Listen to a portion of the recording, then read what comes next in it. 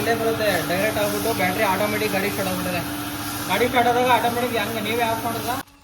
Hello hi ಎಲ್ರಿಗೂ ನಮಸ್ಕಾರ, welcome back to my YouTube channel. So ತಮ್ಮನೇಲಿ ನೋಡಿರ್ತೀರಾ ಏನು ಪ್ರಾಬ್ಲಮ್ ಅಂತ ಗೊತ್ತಾಗಿದೆ ಎಲ್ರಿಗೂ. ಸೊ ಗಾಡಿ ಇದ್ದಕ್ಕಿದ್ದಂಗೆ ನಿಲ್ಸಿತ್ತು, ಆಟೋಮೆಟಿಕ್ ಸ್ಟಾರ್ಟ್ ಆಗೋಯ್ತು. ಸ್ಟಾರ್ಟ್ ಆಗಿ ಮತ್ತೆ ಆಫ್ ಮಾಡಿದ್ಮೇಲೆ ಇನ್ನು ಗಾಡಿ ಸ್ಟಾರ್ಟೇ ಆಗಲಿಲ್ಲ. ಅಂದರೆ ಒಂದು 10 ಸೆಕೆಂಡ್ ಆದಮೇಲೆ ಮತ್ತೆ ಗಾಡಿನ ಸ್ಟಾರ್ಟೇ ಆಗಲಿಲ್ಲ. ತೊಳ್ಕೊಬಂದು ಮನೇಲಿ ನಿಲ್ಸಿದ್ದಾಯಿತು. ಬ್ಯಾಟ್ರಿ ಹೋಗೈತೆ ಅಂತ ಅಂದ್ಕೊಂಡಿದ್ವಿ, ಬಟ್ ಅಲ್ಲಿ ಶೋರೂಮಿಗೆ ತಗೊಂಡೋಗಿ ಬಿಟ್ಮೇಲೆ ಗೊತ್ತಾಗಿದ್ದು. ಸೊ ಇಲ್ಲಿ ಬಂದು ಬೇರೆದಲ್ಲಿ UMM ಹೀರೋ ಮೋಟರ್ಸ್ ಅಂದ್ಬಿಟ್ಟು ಒಂದು ಒಳ್ಳೆ ಸರ್ವಿಸ್ ಸ್ಟೇಷನ್ ಇದೆ, sales and service. One of the best service ಅಂತಲೇ ಹೇಳ್ಬೋದು. ಯಾಕೆಂದರೆ ರೆಸ್ಪಾನ್ಸ್ ಸಖತ್ತಾಗಿ ಮಾಡ್ತಾರೆ ಅಲ್ಲಿರೋವಂಥ ಎಂಪ್ಲಾಯಿಗಳು. ಸುತ್ತಮುತ್ತ ನೋಡಿರೋ ಸರ್ವಿಸ್ ಸ್ಟೇಷನ್ ಸೇಲ್ಸಲ್ಲಿ ಇದೊಂದು ಒಳ್ಳೆ ಒಂದು ಸರ್ವಿಸ್ ಸ್ಟೇಷನ್. ಒಳ್ಳೆ ಫ್ರೆಂಡ್ಲಿ ಸರ್ವಿಸ್ ಮೆನ್ಗಳು ಎಲ್ಲ ಸಖತ್ತಾಗಿ ಇದು ಮಾಡ್ತಾರೆ. ನೋಡಿ, ಗಾಡಿ ಸ್ಟಾರ್ಟ್ ಆಗ್ದೇ ಟೋ ಮಾಡ್ಕೊಂಡು ಬಂದ್ವಿ ಬೇರೆಗೆ. ಏನು ಸ್ಟಾರ್ಟೇ ಆಗ್ತಿರಲಿಲ್ಲ ಗಾಡಿ. ತಳ್ಳಿ ಎಲ್ಲ ಸ್ಟಾರ್ಟ್ ಮಾಡಾಯಿತು, ಸ್ಟಾರ್ಟ್ ಆಗಲಿಲ್ಲ. ನಾವು ಬ್ಯಾಟ್ರಿ ಹೋಗೈತೆ ಅಂದ್ಕೊಂಡು ತಗೊಂಡು ಬಂದಿದ್ದೀವಿ. ನೋಡೋಣ ಏನಾಗುತ್ತೆ ಅಂತ ಗೊತ್ತಿಲ್ಲ. ನೋಡಿ, ಗಾಡಿ ತಳ್ತಾ ಇರಲ್ಲ ಹುಡುಗರು. ನೀವು ಯಾವಾಗಲೇ ಬನ್ನಿ, ಎನಿ ಟೈಮ್ ಬನ್ನಿ, ಇಮಿಡಿಯೇಟಾಗಿ ಇಶ್ಯೂನ ಅಡ್ರೆಸ್ ಮಾಡ್ತಾರೆ. ಮತ್ತು ರೆಸ್ಪಾನ್ಸ್ ಚೆನ್ನಾಗಿ ಮಾಡ್ತಾರೆ, ಮತ್ತು ವರ್ಕು ಅಷ್ಟೇ ಚೆನ್ನಾಗಿದೆ. ಸೊ ಏನು ಪ್ರಾಬ್ಲಮ್ ಇದೆ ನೋಡಿ ಅಂದ ತಕ್ಷಣ ಇಮಿಡಿಯೇಟಾಗಿ ಇದು ಮಾಡ್ತಾರೆ. ಸೊ ಕೆಲವೊಂದು ಸರ್ವಿಸ್ ಸ್ಟೇಷನ್ಗಳು ಕರೆಕ್ಟಾಗಿ ರೆಸ್ಪಾನ್ಸ್ ಮಾಡಲ್ಲ. ಸೊ ನಿಲ್ಲಿಸ್ಬಿಟ್ಟು ಹೋಗಿ ನೋಡ್ತೀವಿ ಅಂತೆಲ್ಲ ಹೇಳ್ತಾರೆ. ಬಟ್ ಈ ಸರ್ವಿಸ್ ಸ್ಟೇಷನಲ್ಲಿ ಇಮಿಡಿಯೇಟ್ ಇಶ್ಯೂನ ಅಡ್ರೆಸ್ ಮಾಡ್ತಾರೆ, ಮತ್ತು ಚೆನ್ನಾಗಿ ರೆಸ್ಪಾನ್ಸ್ ಮಾಡ್ತಾರೆ ಫ್ರೆಂಡ್ಲಿಯಾಗಿ. ಸೊ ಅದೊಂದು ತುಂಬ ಖುಷಿಯಾಗಿದ್ದು. ಬ್ಯಾಟ್ರಿ ಸ್ಟಾರ್ಟ್ ಆಯ್ತಲ್ಲ ಅದಕ್ಕೆ.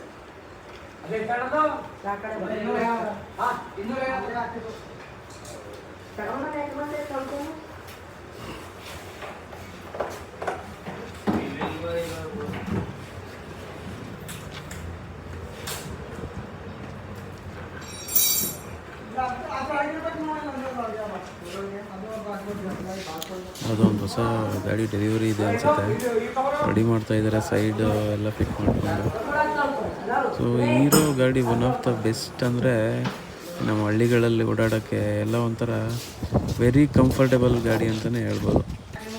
ಬೇರೆದು ಕಂಪೇರ್ ಮಾಡಿದ್ರೆ ಒಂಥರ ಸಕ್ಕತ್ತಾಗಿರೋ ಒಳ್ಳೆ ಕಂಫರ್ಟೇಬಲ್ ಗಾಡಿ. ಹೆಂಗಾದರೂ ಎಳೆದಾಡ್ಬೋದು, ಹೆಂಗಾದರೂ ನುಗ್ಸಾಡ್ಬೋದು. ಒಂಥರ ಸಕ್ಕತ್ತಾಗಿದೆ ಗಾಡಿ ಮಾತ್ರ. ಒಳ್ಳೆ ಅಂದರೆ ಈಗ ಫಸ್ಟು ರೈಟೆಲ್ಲ ಫಸ್ಟ್ ಪರವಾಗಿಲ್ಲ, ಇವಾಗೆಲ್ಲ ರೇಟ್ ಜಾಸ್ತಿ ಮಾಡಿಬಿಟ್ಟಿದ್ದಾರೆ, ಹೆವಿ ಕಾಸ್ಟ್ ಆಗಿಬಿಟ್ಟಿದೆ. ಬಟ್ ಸಖತ್ ಒಳ್ಳೆ ಗಾಡಿ. ನೋಡೋಣ ಫ್ಯೂಚರಲ್ಲಿ ಹೀರೋದಲ್ಲಿ ಏನಾದರೂ ಎಲೆಕ್ಟ್ರಿಕ್, ಅಂದರೆ ಈ ಸ್ಪ್ಲೆಂಡ್ರಲ್ಲಿ ಎಲೆಕ್ಟ್ರಿಕ್ ಬಿಡ್ತಾರಾ ನೋಡಬೇಕು. ಬಟ್ ಇಲ್ಲಿವರೆಗೂ ಬಂದಿಲ್ಲ, ಇನ್ನು ಮುಂದೆ ಬಿಡ್ತಾರಾ ಅಂತ ನೋಡಬೇಕು. ಸೊ ಎಲ್ಲ ಬ್ಯುಸಿ ಇದ್ದಾರೆ.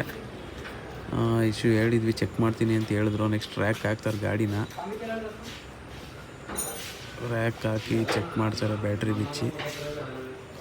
ಸೊ ಸುತ್ತಮುತ್ತ ಯಾರು ಇದ್ದರೆ ಇಲ್ಲಿಗೆ ಬನ್ನಿ ಅಂದರೆ ಬೇರೆಗೆ ವಿಸಿಟ್ ಮಾಡಿ. ಸೊ ಒಳ್ಳೆ ಇಶ್ಯೂ ಏನು ಕೇಳ್ಬೋದು, ನೀಟಾಗಿ ಅಡ್ರೆಸ್ ಮಾಡಿ ಏನು ಡೀಟೇಲ್ ಕೇಳಿ ಬೈಕ್ ರಿಪೇರ್ ಮಾಡಿಸ್ಕೊಂಡು ಹೋಗ್ಬೋದು. ಎಲ್ಲ ಸಕ್ಕತ್ತಾಗಿರುತ್ತೆ. ಬ್ಯಾಟ್ರಿ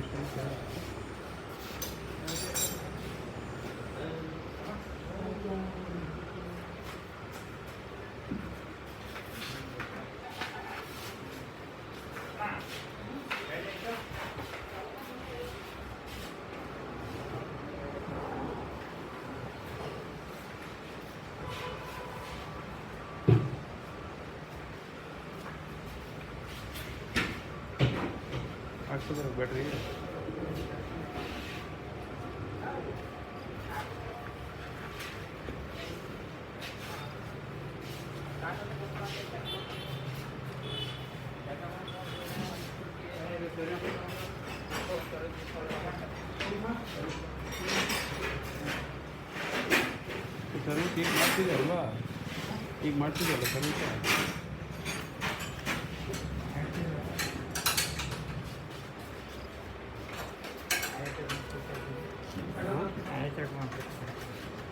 ಏನು ಜಾಸ್ತಿ ಏನು ಮಾಡ್ತಿಲ್ಲ.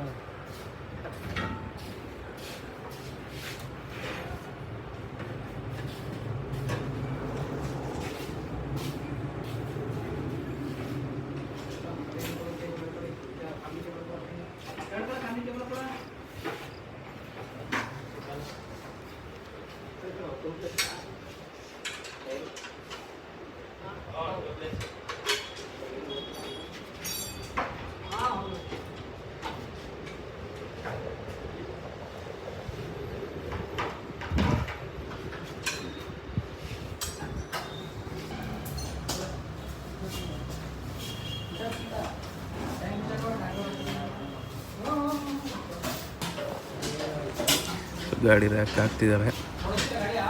ಸೊ ಚೆಕ್ ಮಾಡ್ತಾರೆ. ಸೊ ಇವರೊಬ್ಬರು ಒಳ್ಳೆ ವೆರಿ ಫ್ರೆಂಡ್ಲಿ, ಸಖತ್ ಫ್ರೆಂಡ್ಲಿ ಮೆಕ್ಯಾನಿಕ್ಕು. ಚೆನ್ನಾಗಿ ಗಾಡಿ ಚೆಕ್ ಮಾಡಿ ಸರ್ವಿಸ್ ಎಲ್ಲ ಸಖತ್ತಾಗಿ ಇದು ಮಾಡ್ತಾರೆ. ನಾವು ಅಂದ್ಕೊಂಡಿದ್ವಿ ಬ್ಯಾಟ್ರಿ ಹೋಗಿದೆ ಅಂದ್ಬಿಟ್ಟು ಅದಕ್ಕೆ ಫಸ್ಟ್ ಬ್ಯಾಟ್ರಿನೇ ಚೆಕ್ ಮಾಡಿ ಅಂತ ಹೇಳಿದ್ವಿ. ಸರಿ ಆಯಿಲ್ ಸರ್ವಿಸ್ ಏನು ಬೇಡ ಅಂತ ಹೇಳಿದೆ ನಾನು, ಯಾಕಂದ್ರೆ ರೀಸೆಂಟಾಗಿ ಇಲ್ಲೇ ಮಾಡಿಸಿದ್ದು ಬೇರೆದಲ್ಲೇ. ಆಯಿಲ್ ಸರ್ವಿಸ್ ಮಾಡಿಸಿ ಏನೋ ಒಂದು 500 ಅಷ್ಟೇ ಕಿಲೋಮೀಟರ್ನ ಓಡಿಸಿರೋದು. 3rd ಸರ್ವಿಸ್ ಆಗಿತ್ತು.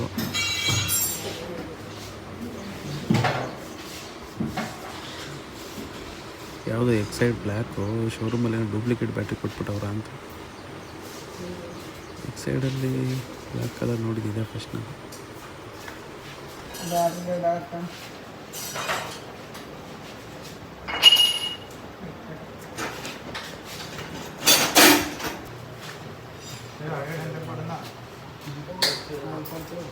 ಇವರು ಅದು ಹೆಂಗೆ ಒಂದೇ ವರ್ಷ ನಂದು ಬುಲೆಟ್ ಇತ್ತು 5 ವರ್ಷ ಆಗಿತ್ತು ಬ್ಯಾಟ್ರಿ, 4 ವರ್ಷ ಬಂದಿತ್ತು.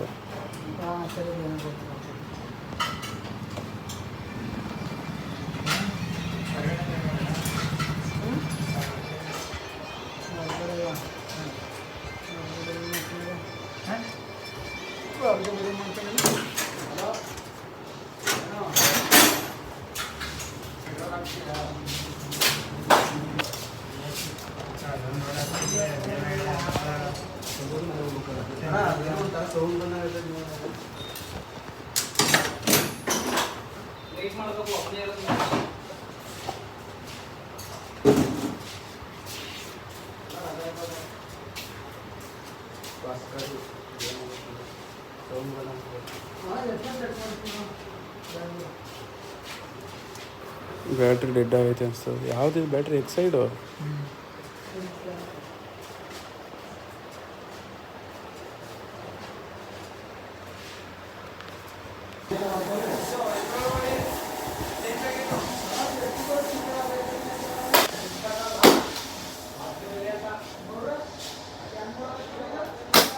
ಮೇಡಮ್ ಅವರು ಸರ್ವಿಸ್ ಮಾಡ್ಕೊಳ್ಳಿ ಅಂತ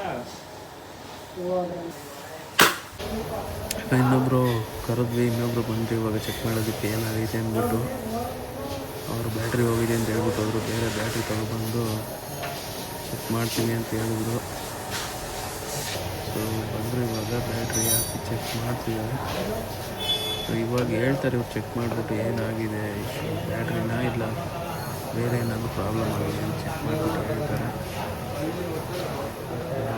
ಏನಾಗಿದೆ ಅಂತ ಅನಿಸಿರೋ ಪ್ರಕಾರ ಬ್ಯಾಟ್ರಿನ ಹೋಗಿರೋದು ಅಂತ ಅನ್ಕೋತೀನಿ. ಬ್ಯಾಟ್ರಿ ಹೋಗೋಕ್ಕೂ ಚಾನ್ಸ್ ಇಲ್ಲ, ಯಾಕೆಂದರೆ 1-1.5 ವರ್ಷ ಆಗಿದೆ ಅಷ್ಟೇ ಗಾಡಿ. ಏನು ಗಾಡಿಗಳು ಬರ್ತಾಯಿದ್ದೀವಿ ಇವಾಗ ಶೋರೂಮಲ್ಲಿ, ಮ್ಯಾನುಫ್ಯಾಕ್ಚರಿಂಗ್ ಡಿಫೆಕ್ಟ್ಸ್ ಈ ಥರ ಅನ್ಸ್ಬಿಟ್ಟು ಹಿಂದೆ ಬರ್ತಿದ್ದು. ಒಳ್ಳೆ ಹಳೆ ಗಾಡಿಗಳು ಸಕ್ಕದಾಗಿರೋ ಬರ್ತಿತ್ತು. ಈಗೆಲ್ಲ ಗಾಡಿಗಳು ಬಂದು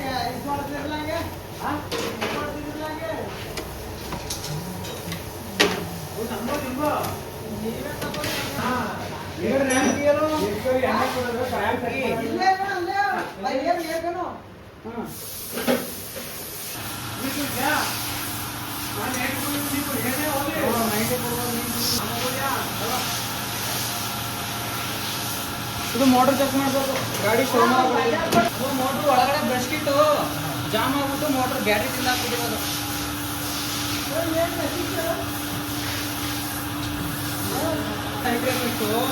ಇಲ್ಲ ಮೇಲೆ ಬರುತ್ತೆ ಡೈರೆಕ್ಟ್ ಆಗ್ಬಿಟ್ಟು ಬ್ಯಾಟ್ರಿ ಆಟೋಮೆಟಿಕ್ ಗಾಡಿ ಸ್ಟಾರ್ಟ್ ಆಗ್ಬಿಟ್ಟಿದೆ. ಗಾಡಿ ಸ್ಟಾರ್ಟ್ ಆದಾಗ ಆಟೋಮೆಟಿಕ್ ಹೆಂಗೆ ನೀವೇ ಆಫ್ ಮಾಡಿದ್ರ ಅದೇ ಆಫ್ ಆಯ್ತಾ? ಹಾಂ ಅದನ್ನೇ ಹೇಳ್ತಾ ಇರೋದು, ಡೈರೆಕ್ಟ್ ಆಗ್ಬಿಡಾರೆ ಕಟ್ ಮಾಡಿ. ಅದು ಏನಕ್ಕೆ ಅದು ಆಗಿರೋದು ಮೋಟ್ರ್ ಏನಕ್ಕೆ ಮೋಟ್ರು ನೀರು ಬಿದ್ದಾಗ ಡೈರೆಕ್ಟ್ ಆಗಿಬಿಟ್ಟಿರ್ತದೆ. ಸಾಕೆಟ್ಗಳು ಈ ಕಪ್ಲರ್ಗಳು ಬರ್ತಾವಲ್ಲ, ಈ ಕಪ್ಲರ್ಗಳಿಗೆ ಇಲ್ಲಿ ಪಾಸಿಟಿವ್ ನೆಗೆಟಿವ್ ಐತಲ್ಲ, ಇಲ್ಲಿ ನೋಡಿ, ಇಲ್ಲಿ ಪಾಸಿಟಿವ್ ನೆಗೆಟಿವ್ ಇದಲ್ಲ, ಎರಡು ಪ್ಲಸ್ ಎರಡು ಜಾಯಿಂಟ್ ಆಗ್ಬಿಟ್ರೆ ಆಟೋಮೆಟಿಕ್ ಈಗ ಮಳೆ ನೀರು ಇದ್ರ ಬಿದ್ದಲು ಆಗೋದು ಚಾನ್ಸಸ್ ಇದೆ. ಹೌದು. ಅಣ್ಣ ಈಗ ಯಾವಾಗ ಕೊಡ್ತೀರಿ ಚೆಕ್ ಮಾಡಿ? ನಾನು ಸೋಮವಾರ ಕೊಡ್ತೀನಿ ಗಾಡಿನ. ಗಾಡಿ ರೆಡಿ ಮಾಡಬೇಕು, ಗಾಡಿ ಒಬ್ಬನೇ ಮೆಕ್ಯಾನಿಕ್ ಇರೋದು. ಗೊತ್ತಾಯ್ತು, ಅದಕ್ಕೆ ಸೋಮವಾರ ಕೊಡ್ತೀನಿ. ಹಾಂ, ನಾಳೆ ರಜೆ ಹಾಕಿ ಸೋಮವಾರ ಕೊಡ್ತೀನಿ ಅಂತ. ನೋಡ್ರು ಏನೋ ಪ್ರಾಬ್ಲಮ್. ಗಾಡಿ ಸರ್ವಿಸು ಏನು ಮಾಡಿಸ್ತಿದ್ರಿ? ಇಲ್ಲೇ ಮಾಡ್ತಿದ್ವಿ, ಹೋದ್ ಸರ್ ಇಲ್ಲೇ ಮಾಡ್ಕೊಂಡು ಹೋಗಿದ್ವಲ್ಲ.